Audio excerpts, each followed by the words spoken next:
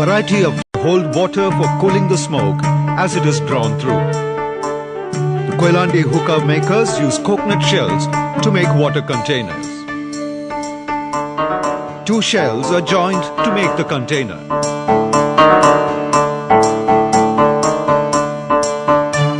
The hole on the top shell serves both as the inlet and the outlet for the smoke. The shell container is fixed inside the hookah's lower part. The upper and lower parts are now joined together.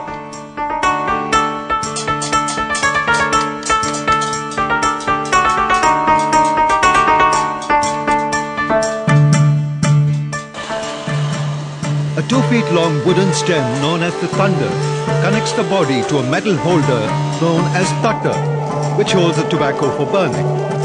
A hole is drilled along the length of the stem for the smoke to waft into the water container.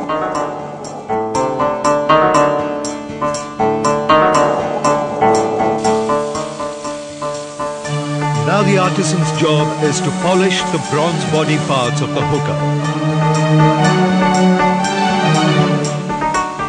Repeated polishing gives the hookah a resplendent look, a characteristic feature of the Koilandi hookah. With tobacco holder and a pipe in place, the hookah is ready for use now.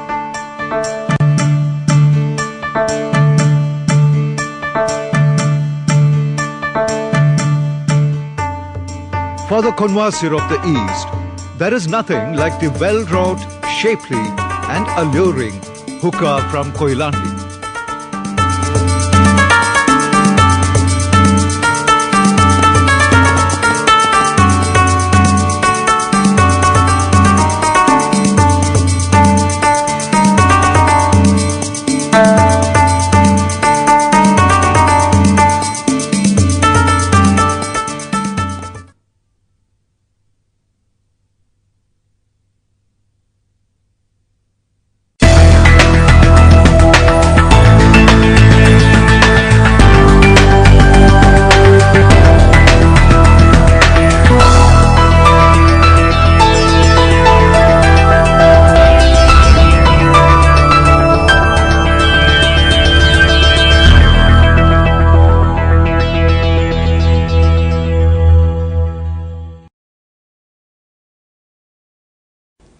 Welcome friends to a new session in Library and Information Science.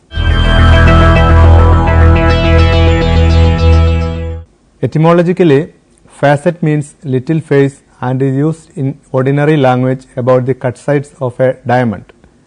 The word category has been used to define different concepts by different people in library classification. Whitehawk regards category as point of view. Glossary and subject index defines it as a concept having highly generalized and widely applicable, which can be used to group other concepts. D.J. Foskett regards it as a synonym of the term faceted. Ranganathan uses the term fundamental category. His basic postulate is concerned with the conception of fundamental categories. According to Ranganathan, there are 5 and only 5 fundamental categories, and proposed is PMAST formula: personality, matter, energy, space and time. Historical development of the concept. In 1876, Melville Dewey first introduced the principle of division and subdivision of the universe of knowledge in literature, history and philology. The same order was also followed for the subdivision of different classes. Dewey was the first to use such an approach. C.A. Cutter was the first to use common subdivisions separated from the table of general divisions. It also includes a list of geographical divisions applicable to any subject, and it was separated from the table of general divisions. James Dufferin introduced chronological divisions and the divisions of form, place and language in his subject classification scheme. He used categorical tables which contain a series of common standpoints by means of which any subject can be further subdivided. UDC also made a provision for tables of common subdivisions regarding places, chronological divisions, languages, races, bibliographical forms, point of view divisions, and analytical divisions. LC is an enumerative scheme of classification and does not make any provision for general categories. Some provisions have been made in certain specific subjects. H.E. Bliss was also made an effort to use auxiliary tables in his scheme in 1910. J.K. Kaiser in 1911 developed the process of systematic indexing, where he developed two categories, concretes and processes. Concretes consist of substances or equipment materials. Processes include actions carried out by concretes. Perhaps it was the first example of the application of categories of terms. In the first two editions of column classification, space and time isolates are used distinctly and other isolates are used on the basis of their respective basic subjects. The personality facet had names such as wavelength facet and cultivar facet. Matter material, matter property, and energy facets were all named problem facets. In 1944, Ranganathan postulated 5 fundamental categories to be used in library classification. Matter material was recognized as the fundamental category matter. Matter property and matter method were considered problem isolates. This happened because he realized that isolate facets belonging to all subjects could be reduced to 5 types of isolate ideas, namely personality, matter, energy, space, and time. In the third edition of column classification, the facet formula for each basic class is given in terms of categories. The concept of categories used clearly. In the third edition of CC, each main class was divided according to facet formula or into canonical classes. Each canonical class should be divided according to a facet formula or canonical classes of a higher order. The facet formula for mineralogy was H1 S P. Here S stands for the substance facet, P is the problem facet. The facet formula for textile was M7 M W. M was the material facet and W to denote the work facet. In the fourth edition of CC, there was concrete use of the concept of fundamental categories with different indicator digits such as comma, semicolon, colon, and dot, which were prescribed for facets of different categories. Problem isolates were renamed energy isolates. Facet formula for each main and canonical class was provided in terms of PMEST. Rounds and levels were also provided in this edition. In the 5th and 6th editions of CC, no changes were made with respect to the concept of fundamental categories and their application. In the 6th edition, reprinted in 1963 with amendments, the inverted comma was suggested as an indicator digit for time instead of using dot. The second edition of Prolegomena library classification postulated 5 fundamental categories and explained these in detail. Other postulates were also provided in this edition. Till in the beginning of 1966, isolates such as morphology, physiology, disease, ecology, and others were regarded as manifestations of the fundamental category energy. In February 1966, Ranganathan started the preparation of 7th edition of column classification when he re-examined the energy isolate. Previously, energy had been postulated as action of one kind or other. Therefore, they were redefined as properties or attributes of concerned entities. They were deemed as manifestations of the fundamental category matter. This mistake had persisted in column classification from the first edition onwards. The 7th edition, which was started coming out in parts, has incorporated the necessary changes. According to Ranganathan's school of thought, there are 5 fundamental categories. Ranganathan referred to the categories as fundamental categories because they operate in all fields of knowledge. His categorical framework is based on the assumption that any specific field is formed by the interaction of the 5 fundamental categories.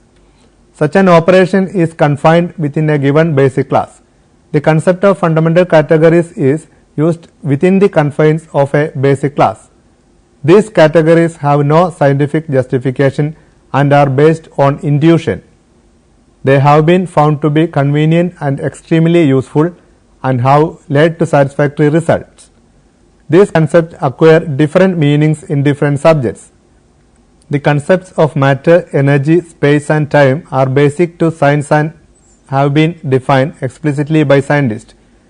These terms and ideas are used by Ranganathan strictly in the context of library classification. Ranganathan's categorization has proved very helpful in designing a scheme for classification. His approach has been tested over years and used in formulating a general classification as well as a large number of depth classification schemes.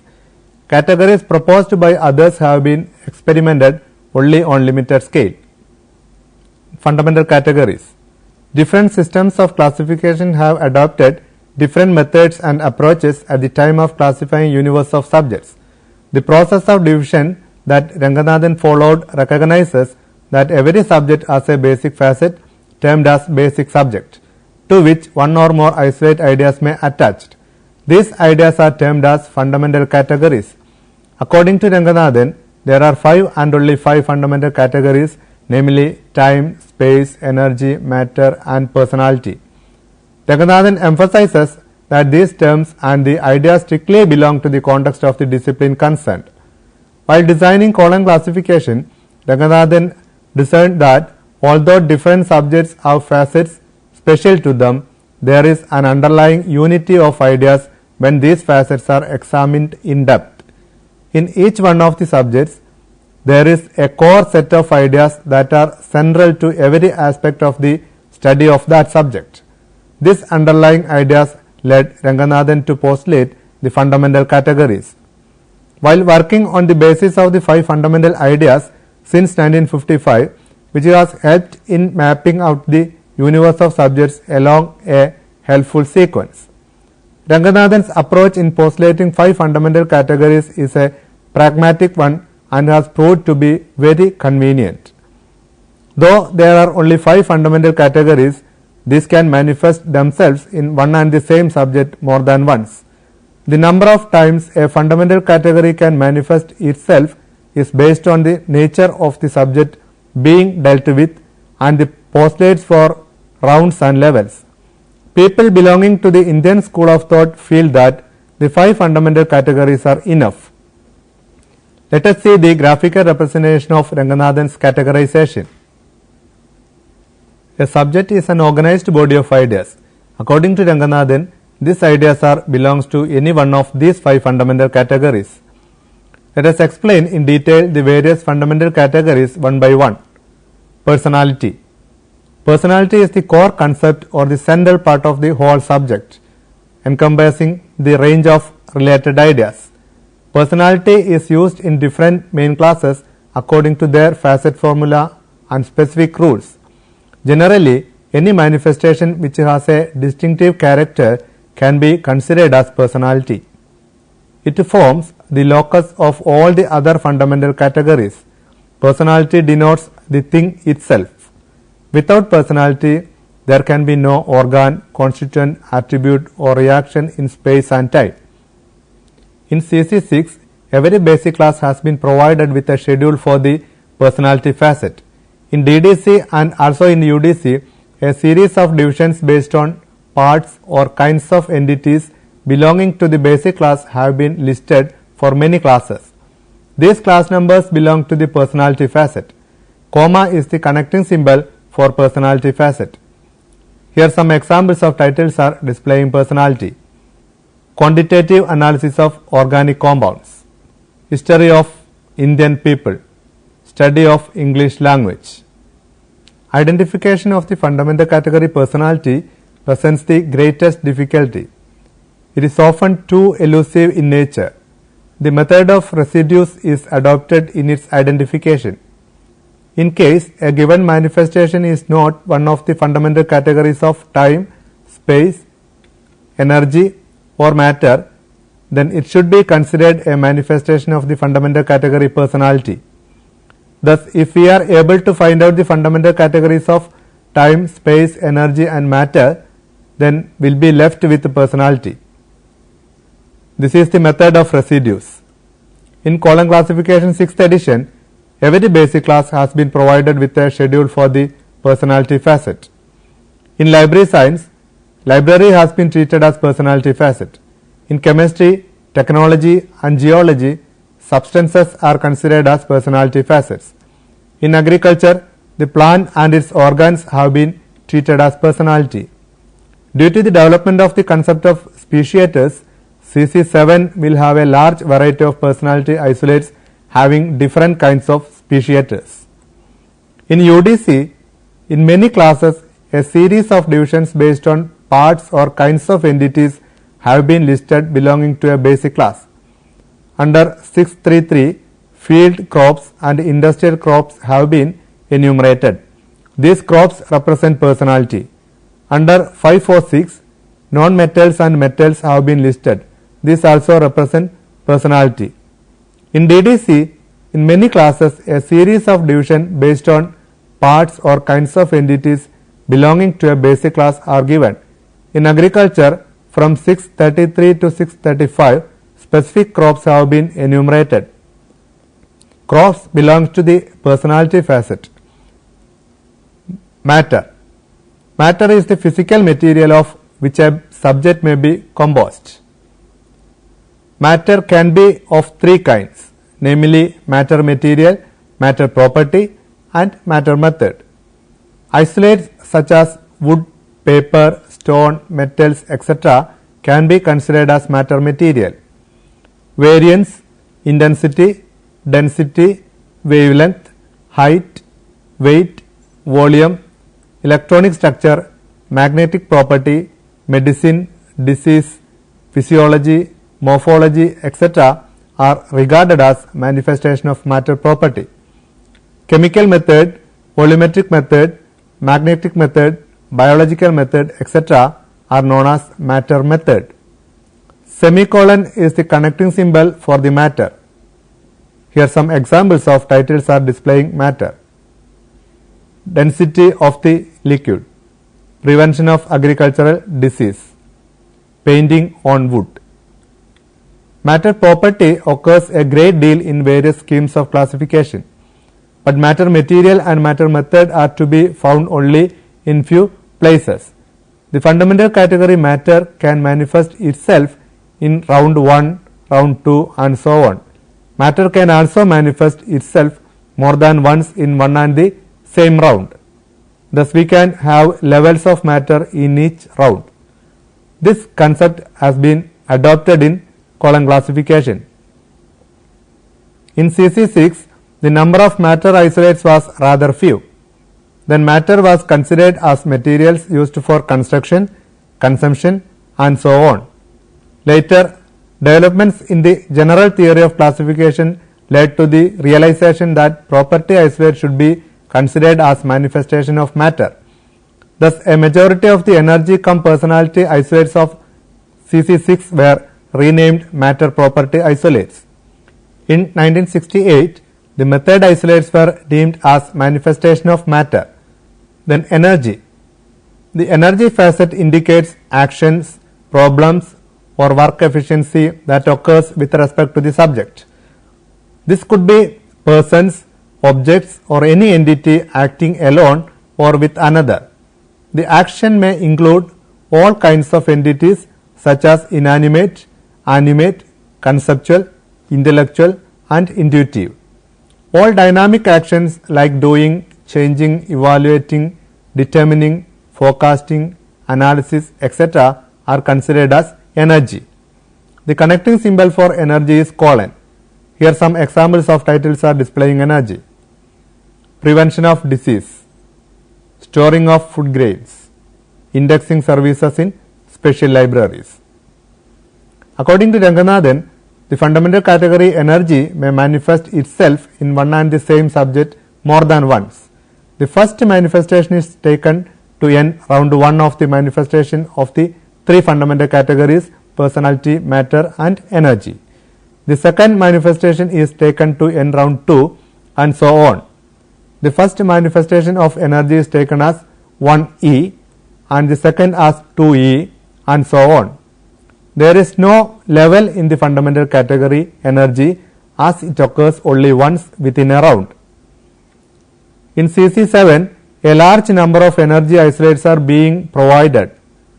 These occur in mineralogy, petrology, economic geology, botany, agriculture, zoology, animal husbandry, medicine, and so on.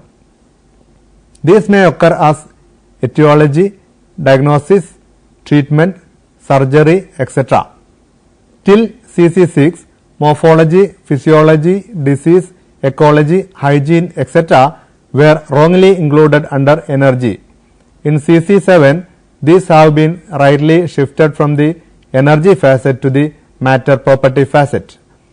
In UDC and DDC, provisions has been made for energy isolates, but concepts of rounds and levels have not been recognized. Then space. Space isolate is used in every subject forming a local description or local history of any subject. It includes geographical isolate ideas like continents, countries, states, districts, cities, towns, villages, water formation, and physiographical isolates such as oceans and seas, deserts, plateau, mountain, rivers, etc. and all climatological zones, tropics, etc. Dot is the connecting symbol for space. Here some examples of titles are displaying space. Mountain ranges of India, road transport in London, rainfall in the tropics. It is quite easier to identify the fundamental category space than personality, matter and energy. Sometimes space can impersonate as personality. For example, history of India, geographical location of Africa, rural sociology. Here, India, Africa and rural are not the space isolate ideas. They occur as personality. The space isolates are obtained on the basis of political and administrative characteristics. As political and administrative changes take place from time to time, space isolate cannot remain permanent. This results in the violation of the canon of permanence. The next type. Time gives the least difficulty in identification. Time is the period associated with a subject. The fundamental category time is used in the same sense as it is commonly used. The usual manifestations of time isolates are millennium, century, decade, year, day and night, seasons and time with meteorological quality, etc. The use of time in different main class is according to their rules. The connecting symbol for time is single inverted comma. Here some examples of titles are displaying time. Night journey by trains, rainfall in Kerala during monsoon, technological advances in 20th century. Time can also impersonate as personality, matter, energy and space. Thus time can impersonate as a fundamental category other than time itself. In CC6, in the schedules of literature and classic, the author facet of the subject denoted by year of birth of the author is personality. Here time impersonate as a fundamental category personality. The isolate number of kinds of plastics may be obtained by means of chronological device. As different kinds of plastics may have different names in different languages, it will be much better if the chronological device is preferred over the alphabetical device. Here time manifests itself as matter. Similarly, different kinds of processes in technology can be obtained with the help of the chronological device. In CC6, numbers for oil resources in NATO countries and India have been obtained in such a way that time manifests itself as space. An example of a compound subject containing all the fundamental categories is the following. Classification of journals in Indian National Library during 20th century. While categorizing this, we can see that on the basis of the decreasing sequence of concreteness, 1991 time facet, India space facet, classification energy facet, journals matter facet, National Library personality facet.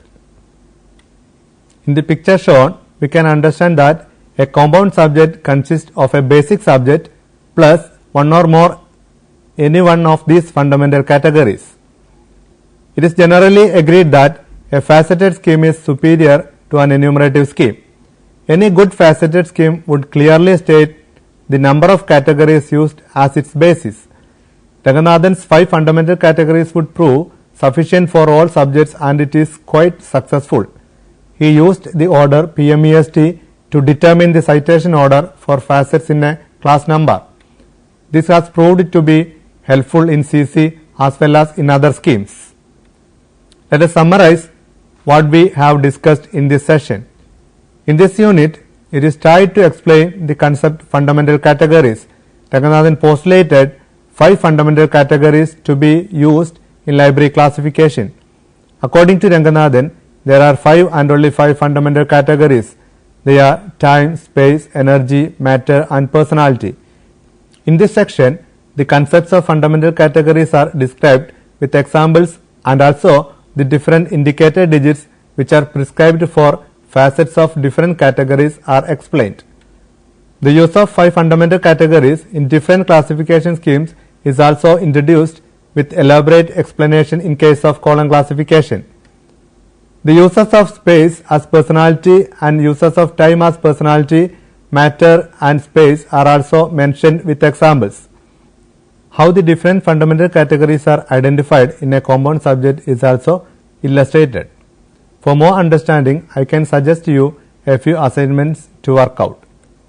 1. Take 10 titles of the articles from the library science journals and analyze them into different facets according to PMEST rule. 2. Analyze different facets according to PMEST. Libraries in Australia in the 20th century. Analyze different facets according to PMEST. Economics of coal mining in the 1970s decade. Then analyze different facets according to PMEST. Railroad transportation in Brazil in 1990. Analyze different facets according to PMEST. Application of mathematical principles to petrology. For further reading, I can suggest you some books. Prolegomena to Library Classification by Ranganathan, 3rd edition, published from Bombay, Asia Publishing House. Theory of Classification, 4th edition, by Krishan Kumar, published by Vikas Publishing House, New Delhi. Energy Isolates and Property Isolates, Problem in Differentiation, DRTC Annual Seminar by A. Neelamegan. Library and Information Society, published from Calcutta, The World Press, by Bhuvaneshwar Chakrabarti.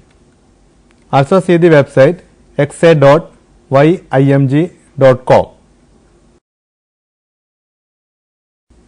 Hope you have followed this session. Let us meet in another session with a new topic. Thank you.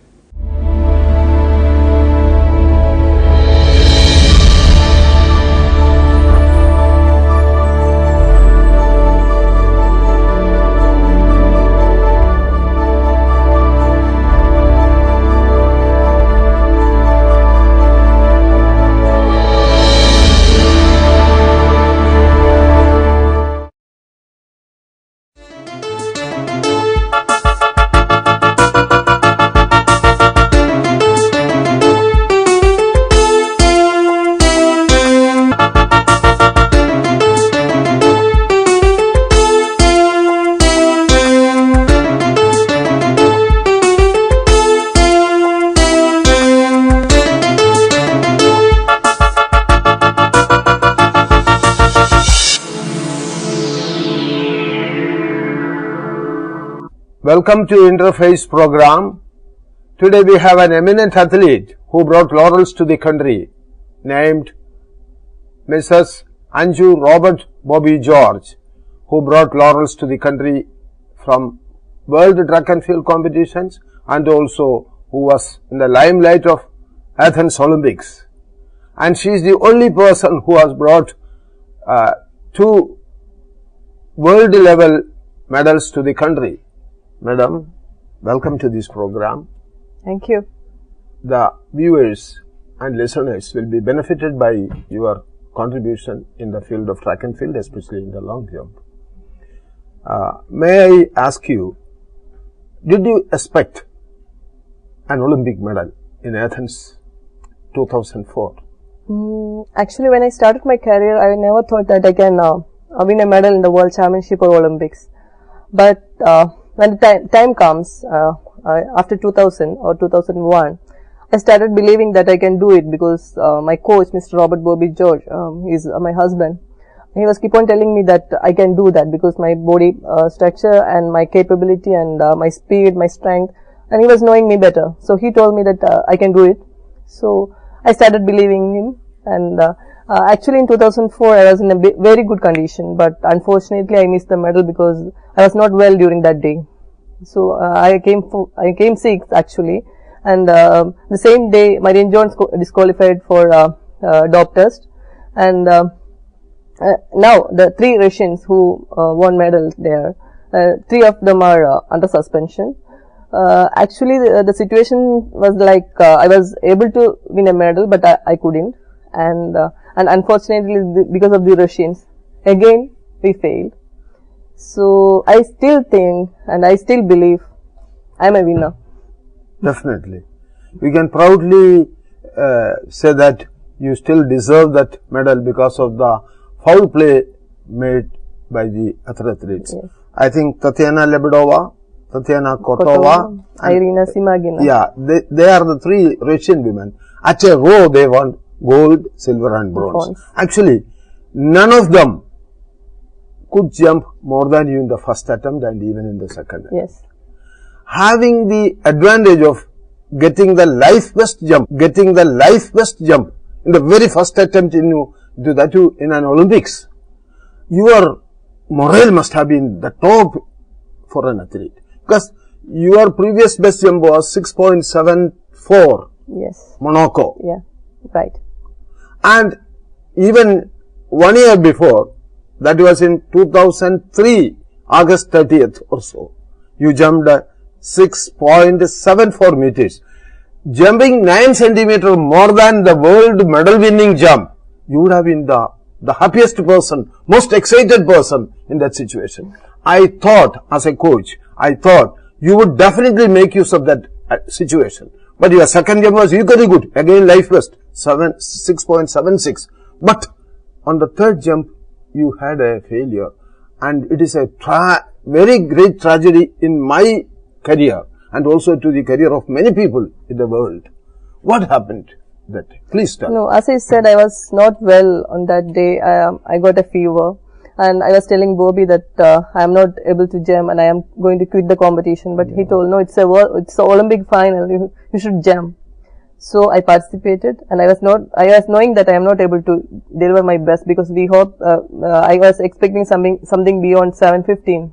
Yeah, correct. But as you said, my first jump was my personal best, 6.83 meters. Again, but I was not happy with that jump because I was knowing that I'm able to jump more than that.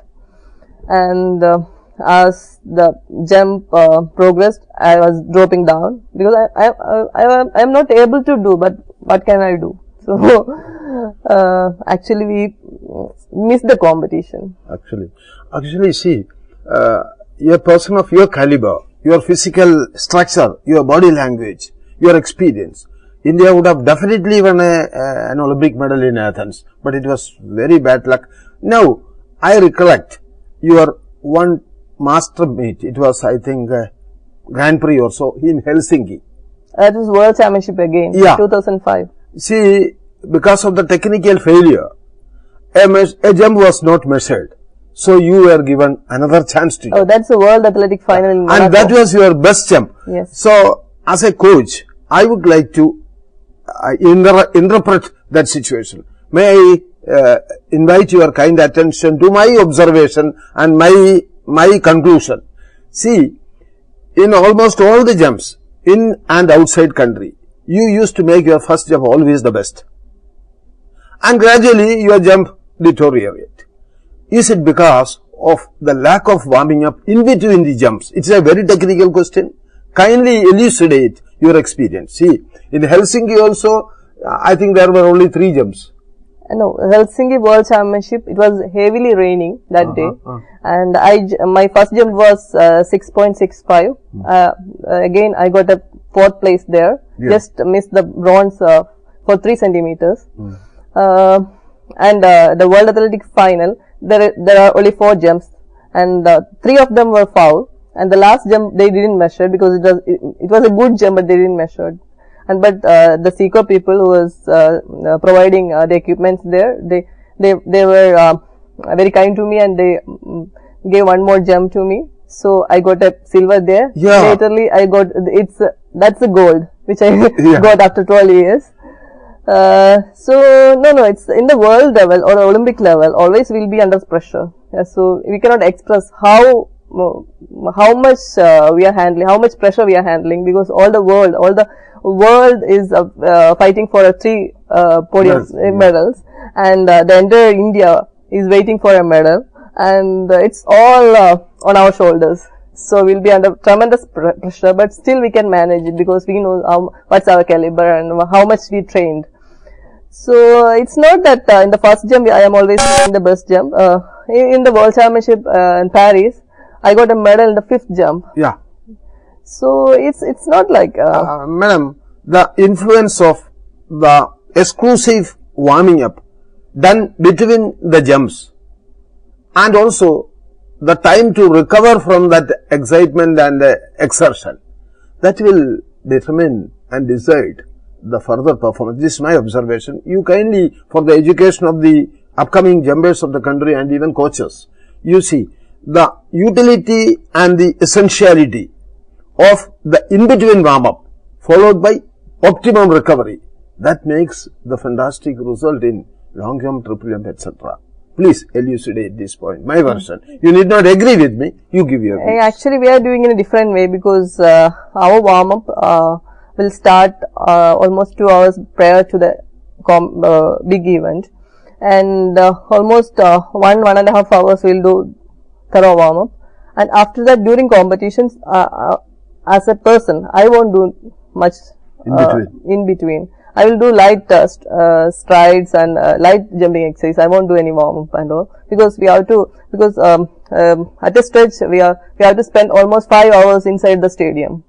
So if you do a lot of warm-ups and lot of exercise, we will drain out. So we will preserve our strength and stamina only for the jumps. Madam, here now your competition career is over. You are looking forward to an academy to be started soon. Madam, I as an elderly person, I will advise, I will request you to experiment this one. I am sure you will prove very worthy of this experiment. And this is only my view. You can think about it. You did not agree with me, but have it in your mind and as an idea. And I am sure when you start the academy in long jump exclusively, you will get wonderful result, and you will be satisfying your desire and also compensating the loss that you faced in the London Olympics, etc. Would you like to take the promising talents in long jump? From which age group you would like to do? What is going to be the criteria of selection, etc.? What do you think? Actually, it's in the beginning stage. The academy is still in the beginning stage. So we are planning to take a junior session as well as a senior session. So juniors after the age of 12, so we can start the training, but it's in a very low this thing. And for the seniors in the national level and the national above national level, we are planning Asian level and the international level, Olympics or World Championship level. Actually, Bobby can handle the senior section and I can handle the junior section. So it's a rare combination. As an athlete, I'm a world champion, and as a coach, he's a coach for a world champion. So it's a rare combination. I think together we can do wonders. So we are eagerly waiting for our academy.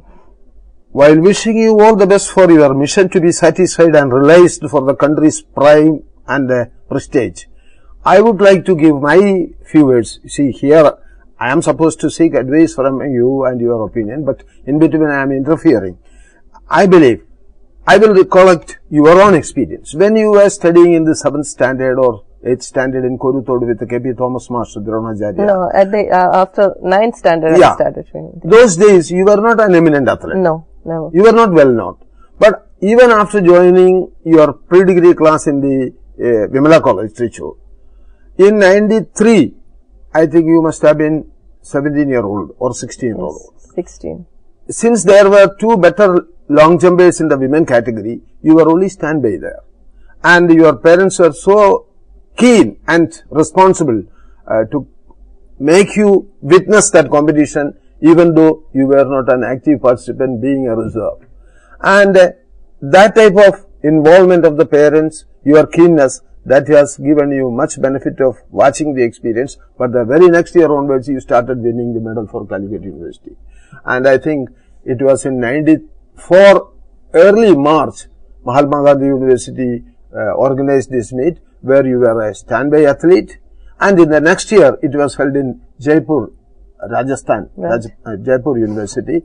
There you won your silver medal, I think, in the long jump. Yes. And you have never looked back afterwards. You went to various other competition levels and even up to the winning of world medal in Monaco in 2005. 2005 again. Again. Yeah. And now tracing your background or your past, what will you advise the young athlete and also even coaches? Because coach and trainee, that is the interrelationship and it is a joint venture. What will you advise to the young athletes and also the coaches training? How they should identify the talents? How should they progress with your own experience and achievements? You will be able to give better ideas. How to pick up the talents, how to proceed with their training, how to make them the world level athletes. Kindly elucidate. No, actually, it's a situation in our country that our coaches are not getting enough support and enough exposure in the international level. Because in the international level, the techniques and the training and the load, everything is changing every year. But in our situations in India, they are not getting any chance to witness what's happening outside India and what's the real world of sports. Because what's happening inside India, it's not a sports. It's not sports. Actually, the sports is happening in Europe or US. So they are not getting a chance to witness what's happening outside. And only our athletes are getting exposure and not the coaches. So they are studying only what they have learned in 1960s or 1970s. But the things keep on changing. So they have to up to date everything. And the athletes, they believe that the training is everything. But it's not like. We have to do training and we have to peak in competition, not in training. So that's a wrong concept. What's happening in India? So they are doing good training, but they are not able to reproduce the same thing in competitions. What I was doing training and I was trying to peak through competitions, through Grand Prix competition with top level athletes. So I was not worried about my medals or my position in Grand Prix competitions, but I was worried only the performance in top level competitions like World Championships or Olympics. You can actually my all top gems, all leading gems which I have got in Olympics and World Championships. I was in the top 6. I was in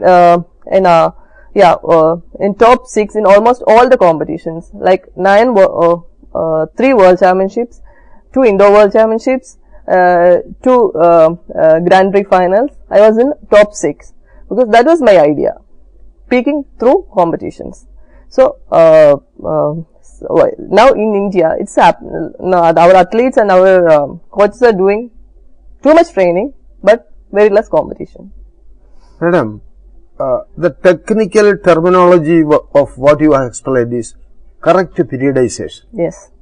To get the athlete at the right time, yes, at the peak, yes, that is the most vitalist, like we can say two superlative, yes, most vitalist phenomenon. How to bring the athlete at the desired time at the peak. And that is periodization. It is based on biorhythm and many observations, yes, and interpretation and analysis. That's the duty of a coach. Yeah, this is the most important. Yes. Which is not, the training is very serious, the performance during the training is very good, but in competition it's not materialized. Will come down. So, it's a very important aspect how to make the coaches and athletes aware of this correct periodization. This is from experience. You may tell that how important it is, how carelessly it is handled in our country. The more importance should be given to get the performance at the right time, and that is periodization. How to get it? It is a theory, but how can it be applied? It's as a person I can tell that it's through experience. Correct. Otherwise we cannot do that. Experience. And a coach should get the correct experience and the correct what to call the correct idea. When, which date and which time the athlete should get the peak. So it is also, madam, based on the principle of supercompensation. Yes. When the training is increased, the performance will come down. When the training is reduced, the performance will come so up. It is the nucleus point. Yes. And this can be mastered only with the theoretical knowledge and applied knowledge. You're right. And watching the periodization and supercompensation, all these things will vary from athlete to athlete. Yeah. Some people need more rest. Yes. Some people need hard work. Even I was doing my best performance. I was carrying on after the major event almost 1.5 months. I can deliver the same jump even after 1.5 months, even in the top competitions. This is the same thing what you That's said. sustainability of the performance. But we should be clean. Yeah, very clean. And the sustainability of the high performance will vary from person to person, Yes. depending upon the person's quality, attitude, and the training done. Dedication. Dedication, most important. Devotion also, Yes. I'll say. Madam, then, by the by, what is the role of yoga? What is your idea? But because we never make use of yoga in our training. Even if somebody make, they are very few in number. The advantage of yoga in getting the focus, concentration, meditation, determination, devotion, all these things are the byproduct of yoga. I believe you need not agree with me. Kindly tell your view about yoga. Actually, I never tried yoga during my competition days, but I heard it can do wonders. Then why don't we do it? See, the greatest unpleasant surprise is that there is not a word about yoga in the syllabus of coaches course in either in Patiala, Bangalore, Salt Lake or anywhere else. And yoga being a purely Indian product, our sports never make use of yoga. Even Edwin Moses, Carl Lewis, Lee Evans, all these foreign athletes used to make use of one aspect or the other aspect of yoga, where we turn back to the yoga. And as a great athlete of the country, you will be able to influence the Indian society to make use of yoga and its ultimate scope. Madam, our students spend a lot of time for sports, preparation, participation, recovery, all these things. And how at the same time they have to take study also seriously. How can these two different activities of students be combined for common profit? Performance high and academic performance and life, career, future career. How can these be harmonized? Actually, it's a wrong concept that if we do sports, we cannot excel in academic. Because my husband, he's an engineer by profession, and his friends, few friends, they were doing MBBS along with sports. So I personally believe we can do together, because it gives us more concentration, and we need very little time to study, because not like other students. Yeah. So I personally believe we can do together, because it's a wrong concept. It's a wrong social concept. Even parents and teachers, elders and media. Now with our new syllabus, our students are not getting enough time to play out. Yeah. They will be always in front of books, and they will be always learning things, but they are not reproducing anything in life. Correct. So we should excel in something. It's not in sports. We should excel in some what to say, like in something in life. but when you talk this one, I remember the brilliant sports person are loved and respected and concerned by the students of the same class and the serious teachers. Sure. They can make advantage of this when Yes. they go for sports participation outside the state or anywhere. When they come back, they all will be eager, Ready to ready support to help. them. So take the help from these students, friends. The Yes. sports persons are respected and loved. They can make use of. Only how to utilize it. And when you talk about these things, I remember Roger Bannister. He is the first person to run a mile. That is, mile means 1,600 meters or so, below 4 minutes, which was said to be an impossible thing by the experts of the world. Whereas, when he was a student of medical, MBBS 4th year or so, he broke the barrier of running a mile below 4 minutes. That I think he is a neurosurgeon in St. Mary's Hospital, London now. He must be, it was in 1952 Helsinki Olympics. And in 54 only, he broke the record. So, he set an example as a brilliant student and a wonderful athlete. And there are many people like you set example of your husband, and there are students who do medicine and engineering and excelling in athletics and other sports activities. So, it should be set an example for others. As a solution to the existing problem, the students are not able to concentrate in the studies because of doing sports training, etc. What is your suggestion? How can we solve it? So actually in India, sports is an extracurricular activity. So my opinion is that we should take into mainstream because it's for the wellness of our people, and we can give an awareness about the fitness, and it's a lot of things, because with only studies we cannot do anything. We need a healthy body and a healthy mind. So for that, for the youngsters, we can introduce sports into their mainstream, and we can take the advantage of that.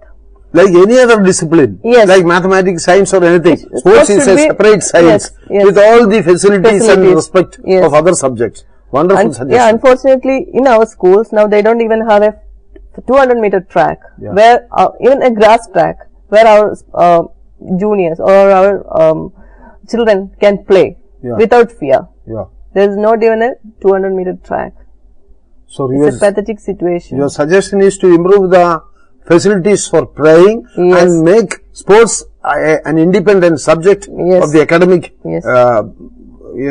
array. Yes. So more people will be We can do wonders. We can do wonders. Actually, with respect to the talents, we are much better than any part of the world. Yeah. But we are not able to we are a mixed culture. Wonderful talents we have. We are not able to make use of. Yes. Nowhere in the world there will be so many 400-meter runners of the world class as if from this small area of this country. Yes. We have so many people, but we are not able to utilize their talents. That. So more planning, more effective planning, and more effective execution of the planning. If they can do, we will be best in the world. Yeah, sure. So may your future academy prove what you aspire and what you expect for the country. May God bless you. Thank you.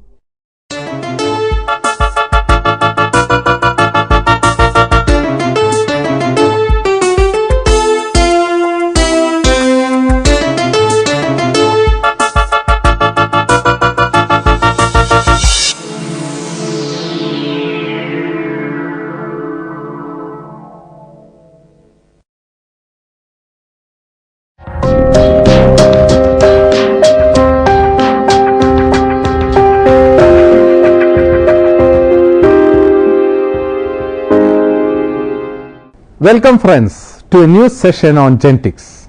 In this session, we will discuss different types of traits related with sex, sex-linked inheritance, which includes eye color in Drosophila, hemophilia in man, Hollandric inheritance, sex-limited and sex-influenced characters. Biological basis of heredity, sex-linked genes and their inheritance.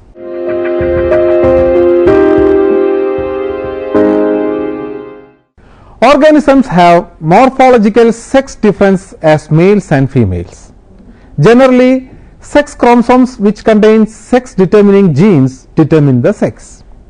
Thus, chromosomes which determine the sex of an organism are known as sex chromosomes or otherwise allosomes, and other chromosomes are called as autosomes.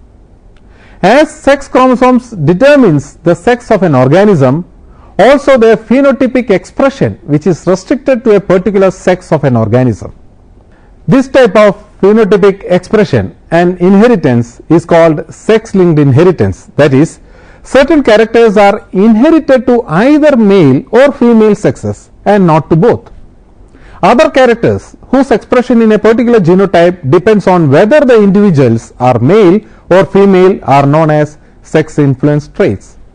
Still, another class of traits called sex-limited traits are distinguished by the fact that one form of this trait may be expressed in one sex only and not in the other. Let us see about sex-linked inheritance. Morgan's discovery of sex linkage in Drosophila melanogaster. Sex-linked inheritance is the inheritance of a trait that is determined by a gene located on one of the sex chromosomes. When parallelism was discovered between the X chromosome cycle and sex determination, it was generally assumed that genes other than sex determinants were also located on the X chromosome. The sex-linked inheritance was first discovered by Thomas Hunt Morgan. He was a Nobel Prize winner in physiology medicine in the year 1933 for discoveries elucidating the role that the chromosomes plays in heredity. In 1910, he discovered in Drosophila melanogaster this particular phenomena. A gene had undergone a change that resulted in a phenotypic alteration. This change expressed itself as white eyes, which is a mutant form, rather than the normal red eyes. The white-eyed male first discovered was crossed with a red-eyed female. All the F1 flies were red-eyed, but the F2 contain red and white-eyed flies in the ratio 3 red is equal to 1 white. All the white-eyed flies in the F2 were males. In the F2 generation, about half of the flies had red eyes and half had white eyes, but all the female flies had red eyes. The recessive allele was expressed only on males in this experiment.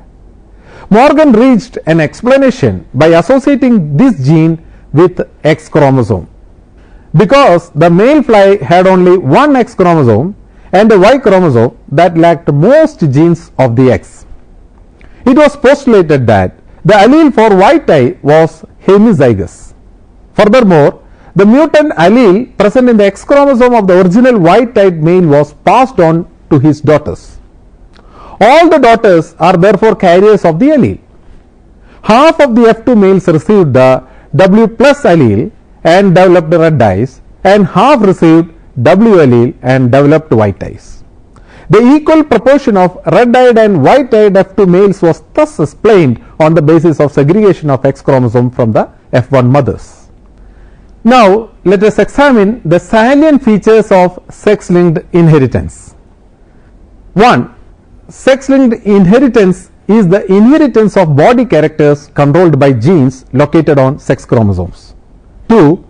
The sex-linked characters are transmitted along with the sex of animals. 3. The sex-linked genes are located on X or Y or both X and Y chromosomes. 4. Most of the sex-linked genes are located on the X chromosomes and their alleles are absent from Y chromosome. 5. Most of the sex-linked characters are recessive. 6. Sex-linked characters are more common in men than in women. 7. They follow crisscross inheritance or zigzag inheritance. That is, the sex character is transmitted from father to the grandson through his daughter. Now, let us see about types of sex-linked inheritance. There are 5 types of sex-linked inheritance. They are as follows. 1. X-linked inheritance. 2. Y-linked inheritance. 3. XY-linked inheritance. 4. Completely sex-linked inheritance. And 5. incompletely sex-linked inheritance. First, let us see about X-linked inheritance. The inheritance pattern associated with the sex linkage is so obvious that it is ideal for genetic studies. Early Greek philosophers noticed that some human traits tended to skip a generation. An inherited characteristic was observed in father but not in any of his children, either female or male, and then would reappear in males of the next generation. This distinctive criss-cross pattern from father through daughter to grandson, replacing the usual pattern of the F1 and F2 generations, is now interpreted as evidence of sex linkage. The explanation given for sex-linked inheritance given by Morgan's experiments in Drosophila that are associated with the genes on the X chromosome.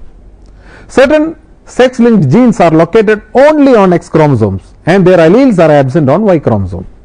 These genes are called X-linked genes. The characters are controlled by these genes are called X-linked characters, and their inheritance is called X-linked inheritance.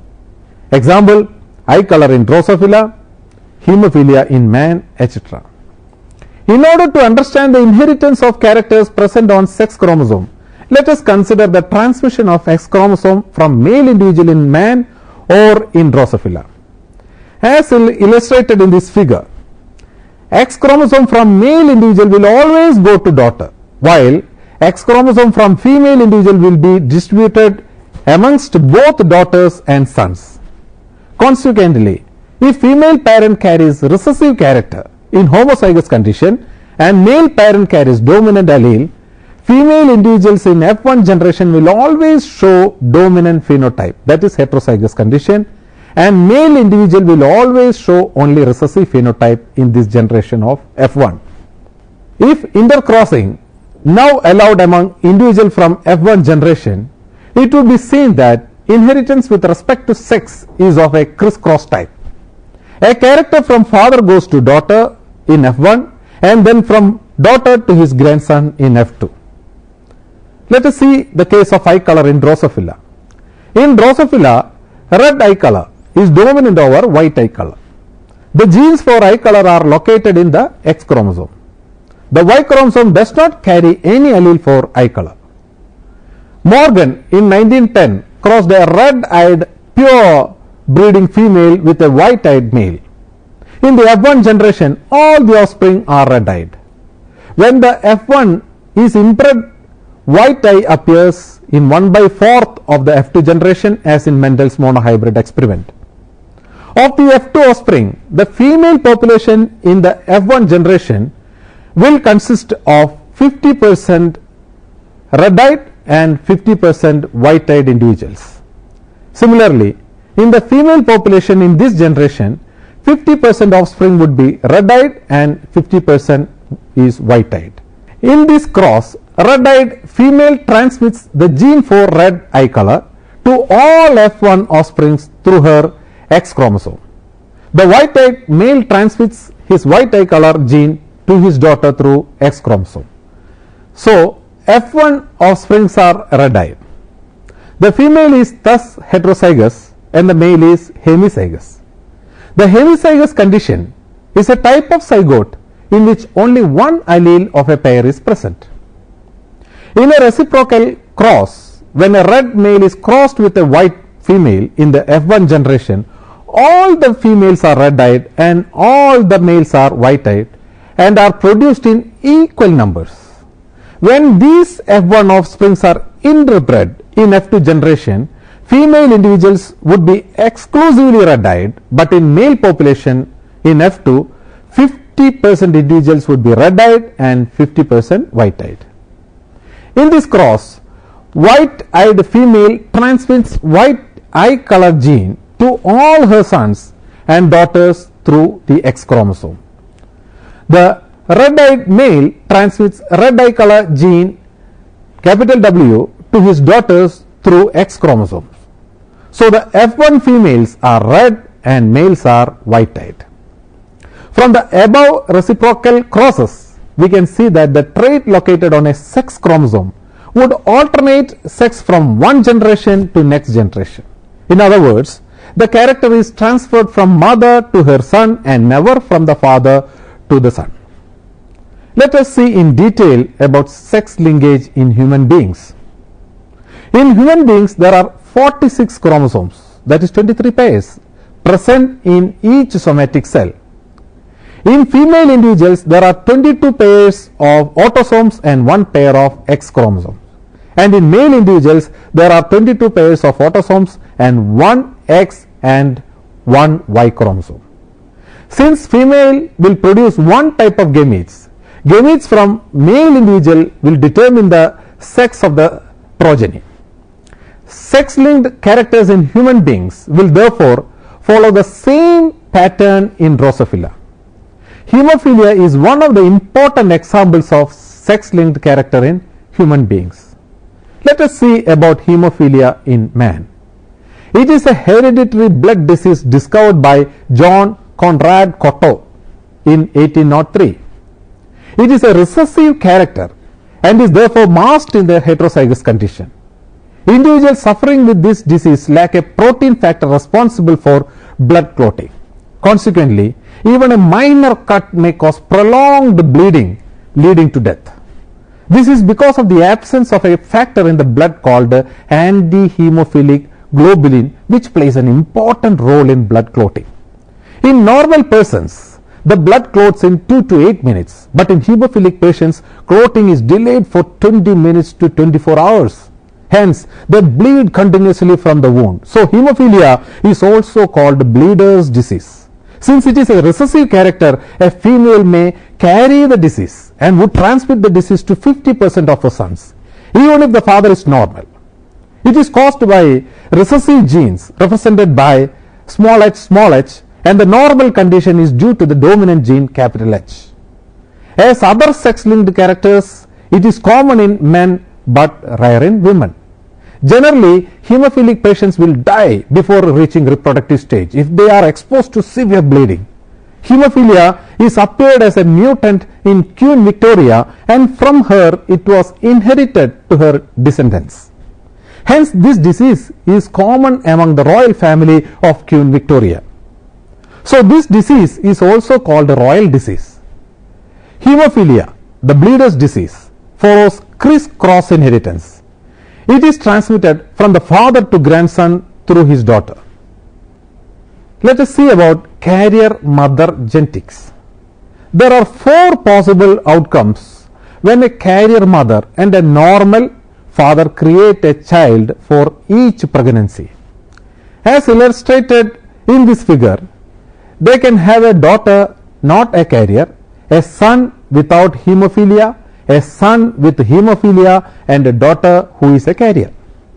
Whether the daughters are carriers or the sons have hemophilia depend upon which X chromosome they receive from mother. Let us examine the case where the father is with the hemophilia.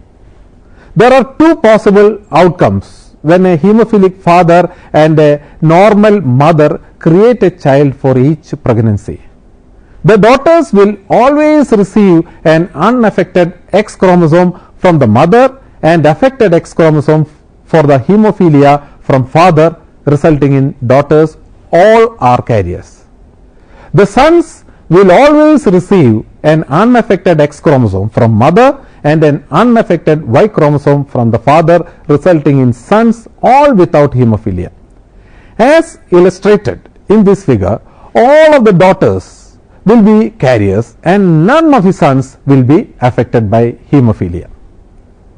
Let us examine the case of father with hemophilia and mother as carrier, that is criss-cross or zigzag inheritance. Genes present on X chromosomes show criss-cross inheritance, and this is illustrated in this figure. During reproduction, when a male has a defective sex-linked gene located on X chromosome, he transmits this defective X chromosome only to his daughter, while the female carrying this gene transmits it to her daughters and son both in equal probability. So, the male individual passes on his recessive sex-linked trait to 50% of his grandsons through daughter.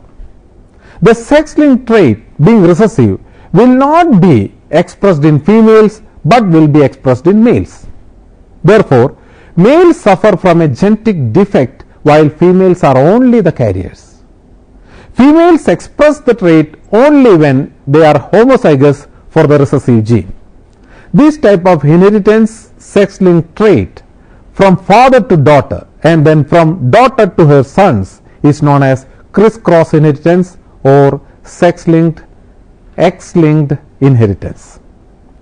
Let us examine about Hollandric inheritance or Y-linked inheritance. Hollandric inheritance or Y-linked inheritance is the determination of a phenotypic trait by an allele on the Y chromosome. The sex-linked genes located on Y chromosome only are called Y-linked genes. These genes are confined to male only, hence they are called Hollandric genes. Holos means whole, andros means male. Hollandric genes are transmitted directly from the father to the son. Their mode of inheritance is called Y-linked inheritance. Few traits are Y-linked and the Y-linked diseases are rare because the Y chromosome is small and does not contain many genes. Since the humans who have a Y chromosome are males, Y-linked characters are passed from father to son only with no interchromosomal genetic recombination. Y chromosome deletions are a frequent genetic cause of male infertility. Molecular genetic techniques have permitted scientists to isolate individual genes on the short arm of Y chromosome and characterize them. By using these techniques, geneticists have shown that the human Y chromosome contains at least two genes, one HY and two TDF, testis determining factor, which appears to be an important sex determining gene in humans. Thus, the Y chromosome of mammals, including humans, contain very few genes, but they have major effects on phenotype.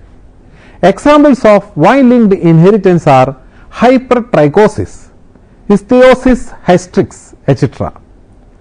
Let us examine about hypertrichosis.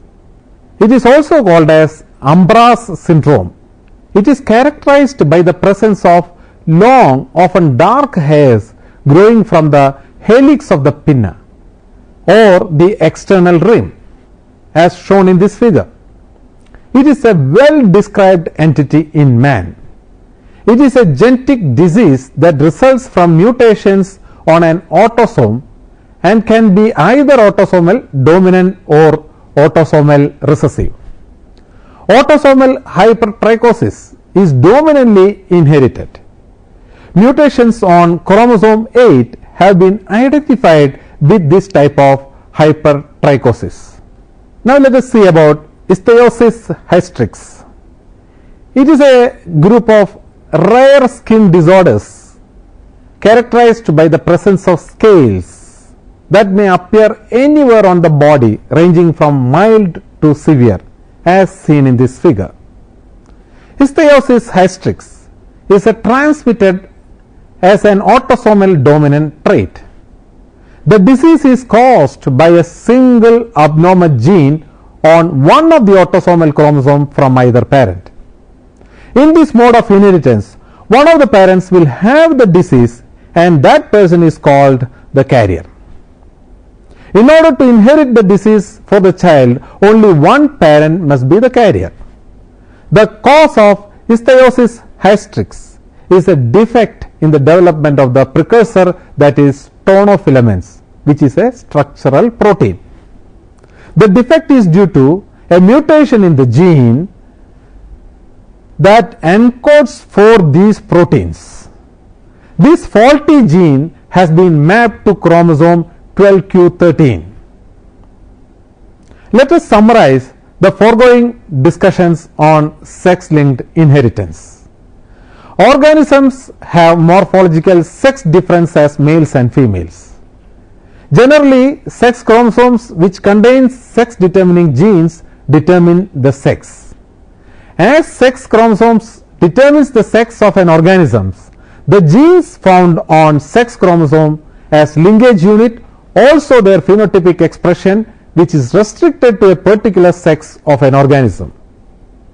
This type of inheritance through only one or the other combinations of sex chromosomes is called sex-linked inheritance. That is, certain characters are inherited to either male or female sexes and not to both. The sex-linked inheritance was first discovered by Thomas Hunt Morgan in 1910 in Drosophila melanogaster.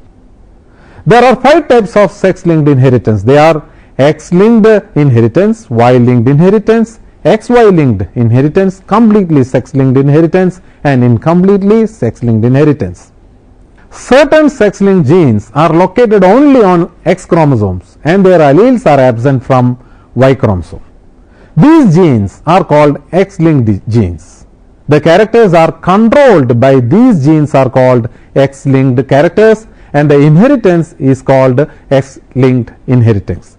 Example: eye color in Drosophila, hemophilia in man, etc.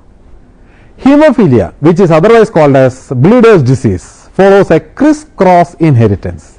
It is transmitted from the father to grandson through his daughter. Y-linked inheritance, which is also called as Hollandric inheritance, is the determination of a phenotypic trait by an allele on the Y chromosome. Other characters whose expression in a particular genotype depends on whether the individuals are male or female are known as sex-influenced traits. Now I will give you certain assignments based on the discussions we had. First, describe Hollandric inheritance or Y-linked inheritance. 2. What do you understand by sex-linked inheritance? 3. Describe the inheritance pattern of hypertrichosis. 4. Write short notes on criss-cross inheritance or zigzag inheritance. 5. Give brief account of various phenotypic expressions in males and females related to sex-linked inheritance. I will also give you certain references for further reading. First one is a book entitled Biology, 10th edition, authored by Eldra, Charles, Diana and Linda, published in 2015. A second book is again entitled Biology, 8th edition, published in 2015, authored by Eldra, Diana and Linda. A third book is entitled An Introduction to Genetic Analysis, 7th edition, published from New York in the year 2000, and it is authored by Griffiths, Miller, Suzuki, Levantine and Gelbart. A fourth reference is entitled Chromosomes and Heredity, authored by Morgan in the year 1910, published in American Naturalist, volume 44, page numbers 449 to 496. A fifth reference is entitled Concepts of Genetics, 10th edition, authored by Klug and Cummings in the year 2011. And a sixth reference is entitled Principles of Genetics, authored by Gardner and Nestad in the year 1984, published by John Wiley, New York. I will also give you certain websites for further reference. First one, www.genetics.org. A second one, www.theagricos.com, and the third one, emedicine.medscape.com. Now we have come to the end of this session. We will meet in another session with a new topic. Until then, bye.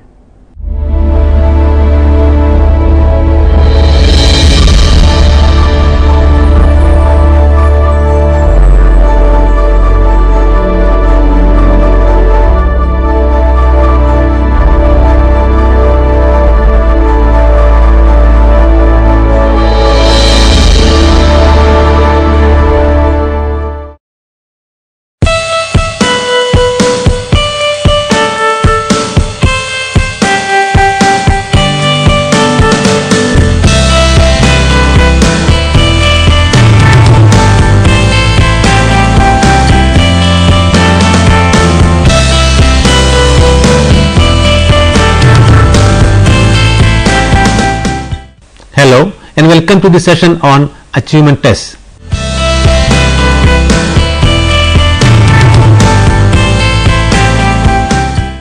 As already mentioned in previous units, one of the main purposes of evaluation is to measure the progress made by students. In a classroom setting, a teacher wants to know whether his or her students have mastered knowledge or a set of skills related to the subject taught. A test that measures a student's level of skill, accomplishment or knowledge in a specific subject is called an achievement test. By the end of this unit, you will be able to state the purposes of achievement tests, understand the major uses of achievement tests in education setting, differentiate between standardized achievement tests and teacher-made achievement tests, analyze the different steps involved in the construction of an achievement test and the importance of each step. Purposes of an achievement test. As the name suggests, an achievement test is designed to measure the academic achievement of students. The results of such a test would indicate the extent or degree to which a student has internalized the learning material. It should be noted here that this type of test does not measure the performance of students randomly. It, on the other hand, measures the achievement of a student in relation to a set of predefined instructional objectives. Achievement tests are not meant to measure what a student is capable of doing. Instead, it is designed to evaluate how much a student knows and to what degree the student knows about a specific subject at a particular point of time. In other words, an achievement test attempts to ascertain what the student already knows. This makes an achievement test different from other types of tests such as aptitude tests, which measures a student's potential for later learning. By looking at the results of an achievement test, teachers will be able to get a good idea regarding where the student stands at the moment in relation to instructional objectives. For this reason, achievement tests are usually constructed in a straightforward and unambiguous manner. Uses of an achievement test. Achievement test is the most common standardized test conducted in education evaluation. An achievement test can be used for multiple purposes. Here are some of the important uses of this test in education setting. In schools, achievement tests are conducted periodically to place students into appropriate grade levels and skill groupings. Regular administration of achievement tests can facilitate learning. They also give feedback to teachers regarding the effectiveness of their instruction, so they can also be used to assess teachers and their efficiency. The results of such tests reveal the strengths, weaknesses, needs and gaps in the learning process of individual students. Hence, achievement tests help teachers to adapt instruction according to individual needs. They indicate the overall effectiveness of teaching and instructional goals. Based on the results on achievement tests, education institutions can improve the quality of teaching and formulate instructional objectives. Since the scores a student attained in achievement tests are indicative of his or her mastery on the subject, they help educators take decisions regarding advanced instruction and remediation.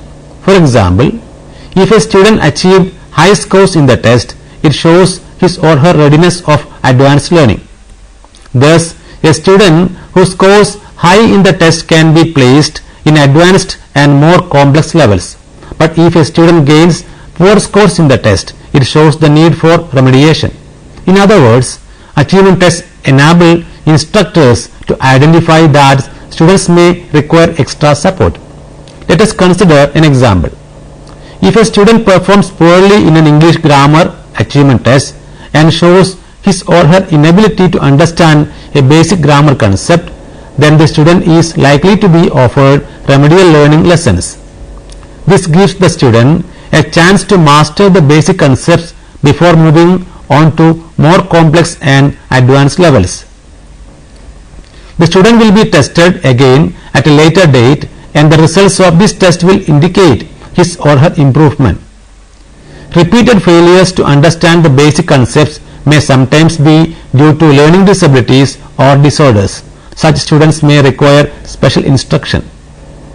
Sometimes Achievement tests are also used especially by private education institutions to take decisions regarding school admissions.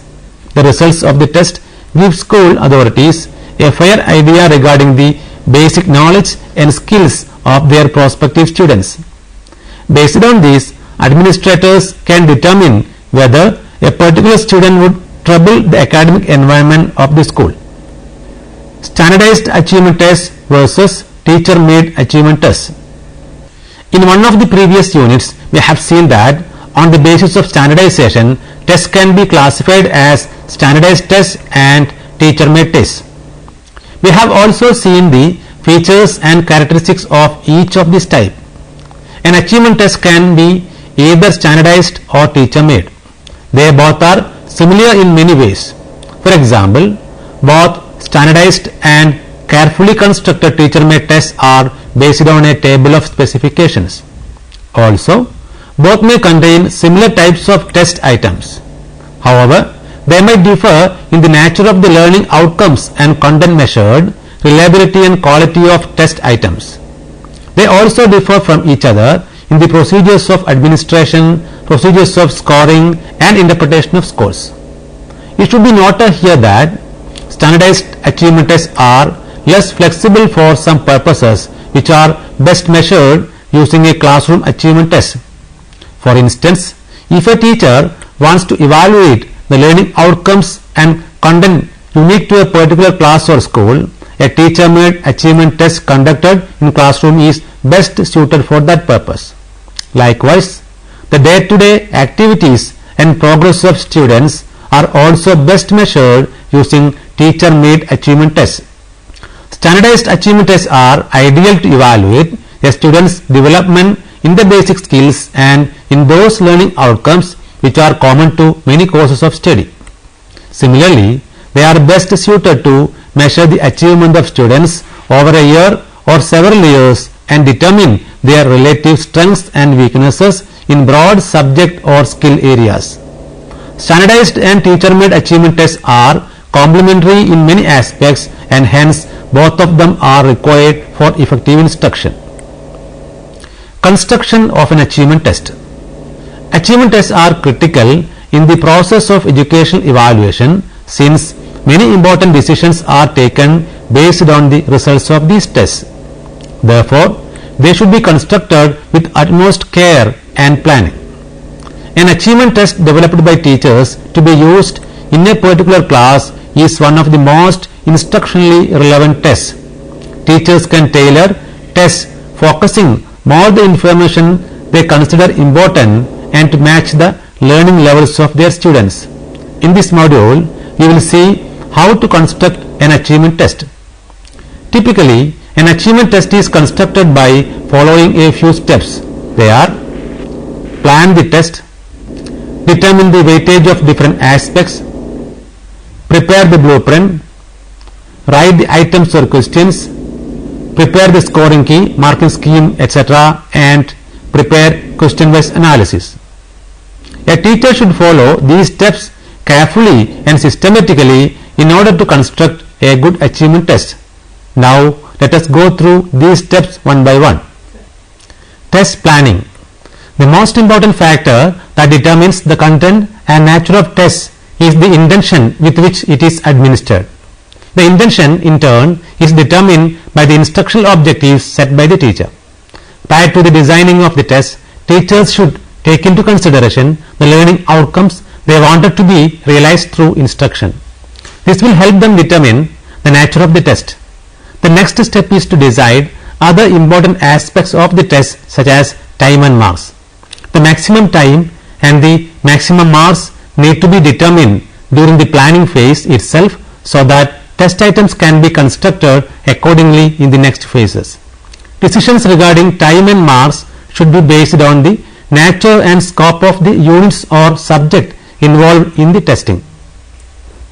An achievement test for a unit which has only a few important points may be conducted in a shorter time compared to a test which covers a vast unit.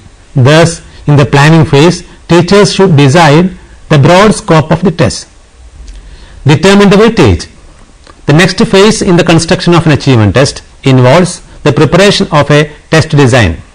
The test should be designed in such a way that it is in tune with the scope. For this, teachers need to take into consideration some of the most important factors such as the objectives, content, question type, difficulty levels of questions, etc. Decisions regarding how much weightage should be given to the objectives, content, question form and difficulty levels should be decided in this phase. Weightage to objectives. As we have already seen, an important step in constructing an effective achievement test is to identify the objectives that are to be tested. The weightage to be given to each of these objectives should also be decided. Teachers should be careful to assess the relative importance of the objectives and include more questions based on the most important objectives. Imagine that a teacher has finished teaching a unit in the class. The instructional objectives of that unit were to make students acquire knowledge about the subject, application skills and analytical skills. The teacher should include these three objectives, namely knowledge, application and analytical skills, while designing an achievement test on the unit. Decisions regarding how many questions should be based on each objective will be taken depending on the relative importance of the objectives. For instance, if the development of application skills is of greater importance than the other two objectives, the teacher may choose to give 50% weightage to application skills. The remaining 50% may be divided between knowledge and analytical skills depending on which is more important than the other. The process of identifying and deciding the objectives is very important because it impacts many decisions regarding the test. The learning objectives will determine what material to be included in the test. Sometimes the type of the test is also determined by the objectives. For example, if a mathematics teacher wants his or her students to be able to do basic mathematical problems such as addition, multiplication, etc. rapidly, he or she should consider giving a speed test instead of a power test. Decisions regarding what types of questions to be included in the test will also depend on the objectives. Let us take an example. A history teacher is teaching a unit on World War II. If the objective is to make students understand how historical events affected one another, then short answer or essay type questions are ideal.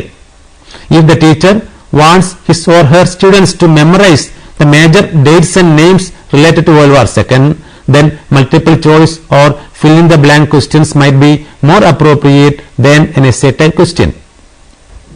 Weightage to content. Another important step is to determine the various aspects of the content to be tested and the weightage to be given to each of these aspects. For example, in a political science class, the teacher taught his or her students a unit on Indian Constitution. The unit covered different aspects of the topic such as major figures associated with Indian Constitution, formation of the Constitution, preamble, fundamental rights and duties, and so on. While designing an achievement test on the topic, the teacher should consider all these aspects and give them appropriate weightage based on their relative importance. For example, if the section of fundamental duties and rights is more important than the rest of the sections, more questions should be prepared based on that content. Weightage to the type of question. We have already seen that the items included in achievement tests can be objective questions, essay type question, short answer question, or a combination of question types. Determining which type of questions should be included in the test and the weightage to be given to each type is a key decision a teacher should make while constructing the test. The most important thing to remember here is that the types of questions should be chosen based on whether they are suitable for the objective and content to be tested.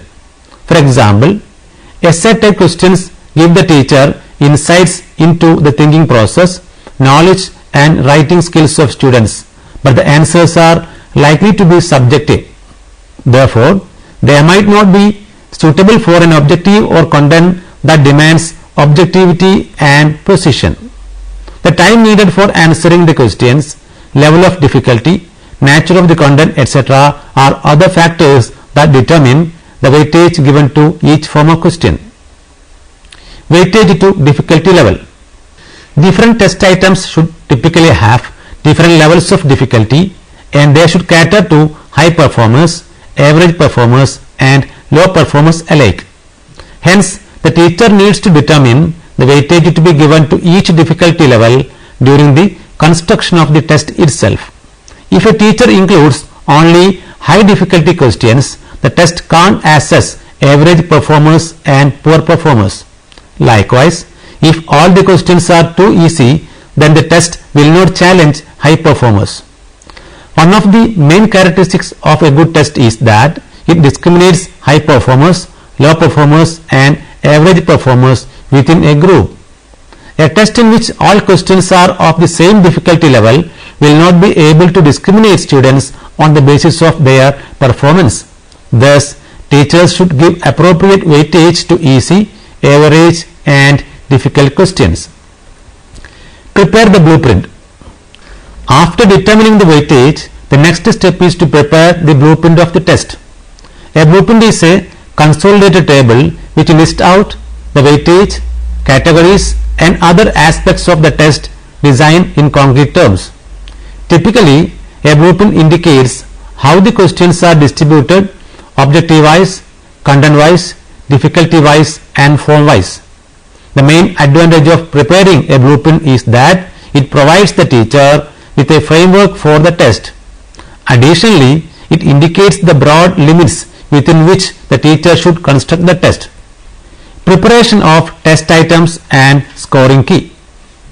Once the test design is finalized and the blueprint is prepared, the teacher can move on to the most important task in the construction of a test, that is, writing the items and preparing the scoring key or marking scheme. Write the test items.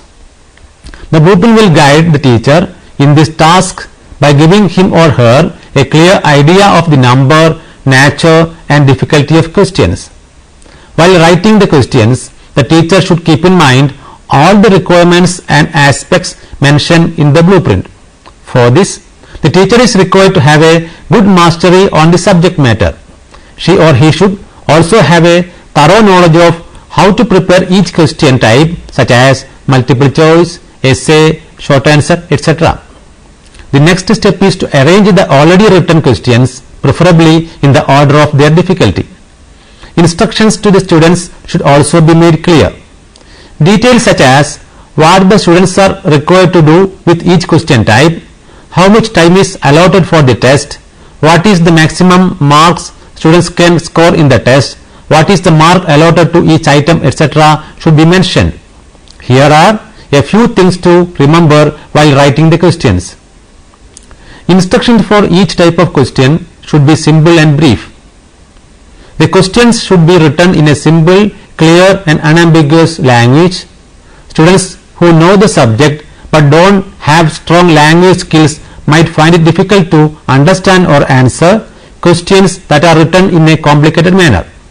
Also, sometimes even students with good language skills may find it difficult to interpret ambiguous questions. If the test is intended to check the student's mastery and understanding of the materials taught in a specific course, the question should be directly related to those materials. In other words, questions that are meant to measure the student's general intelligence and aptitude should be avoided as much as possible. Teachers should be careful that the answers to one question is not suggested in the body of another question. Avoid writing questions in the negatives, as this might mislead students into answering the questions incorrectly. If a teacher uses negatives, they should be highlighted and specify the precision of answers in places where it is required. For instance, in a mathematics test, specify if numerical answers that are rounded to the nearest integer are accepted or not. Prepare the scoring key. Scoring of the test is as important as designing the test items. The scheme of evaluation should be pre-designed and testing should be done in accordance with it so that objectivity can be maintained. Therefore, preparation of the scoring key and marking scheme should be prepared simultaneously with the construction of question paper. For objective type questions, the answers are typically written in the form of letters, for example A, B, C, etc. Such items can be evaluated using a scoring key.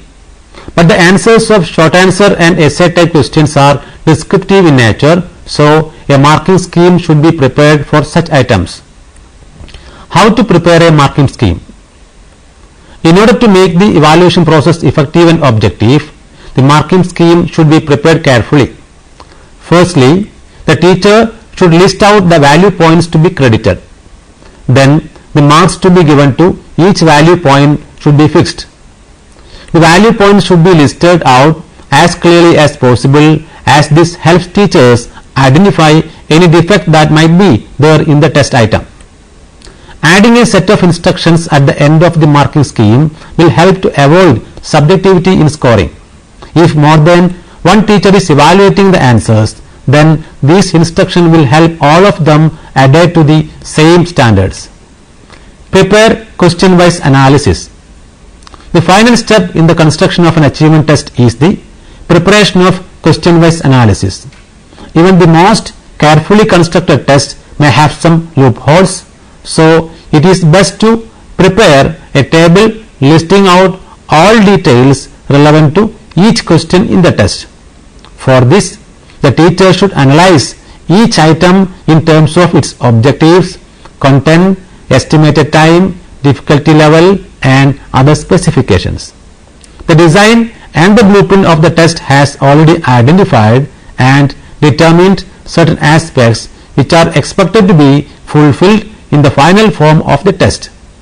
Preparing a question-based analysis is useful while checking whether these aspects are satisfied in the final form. Any mistake or discrepancy between the blueprint and final form of the test need to be rectified before administering the test to the students. If a test is constructed following these steps and principles, it will provide teachers with useful information about the students' knowledge of the learning objectives. Let me summarize what we have discussed so far. This unit deals with the meaning, definition, features, and construction of achievement tests. An achievement test is designed to measure the mastery and knowledge, the level of skill or accomplishment of a student in a subject area. It measures the academic achievement of students. The purpose of an achievement test is not to measure what a student is capable of doing, but how much he or she already knows at a particular point of time. In educational settings, this type of test has many uses, such as placing students into appropriate grade levels, facilitating learning, and giving feedback to instructors regarding the effectiveness of instruction, identifying learning gaps and needs, and so on. An achievement test should be constructed carefully through a few steps. The first step is planning, in which the anticipated instructional objectives and learning outcomes are considered to determine the nature and form of the test. In the second stage, the weightage that should be given to different aspects such as objectives, content, difficulty level, and item type are determined. The blueprint of the test is prepared in the third step. In the fourth step, the question or test items are written. In the final steps, the scoring key, marking scheme, and question-wise analysis are prepared. Now, you can try to answer the questions given here. What is an achievement test? What is the major difference between an achievement test and an aptitude test? Write at least 3 uses of achievement tests. What are the major differences between a standardized achievement test and a teacher-made achievement test? How should a teacher determine the weightage of objectives while constructing an achievement test? Explain with an example. Why is the process of determining the weightage of objectives important in the construction of achievement tests? How does the weightage given to difficulty level impact the performance of students? Now you may go through the reference books for further reading. Essentials of Examination System, Evaluation Tests and Measurement, written by Agarwal JC and published by Vikas Publishing House, New Delhi in 1997. Education in India, Problems and Perspectives, written by -M and published by Atlantic Publishers, New Delhi in 2000. New Approaches to Measurement and Evaluation, written by Sidhu K.S., published by Sterling Publishers, New Delhi in the year 2005. Thank you for watching this program. We can meet again with another topic. Till then, take care.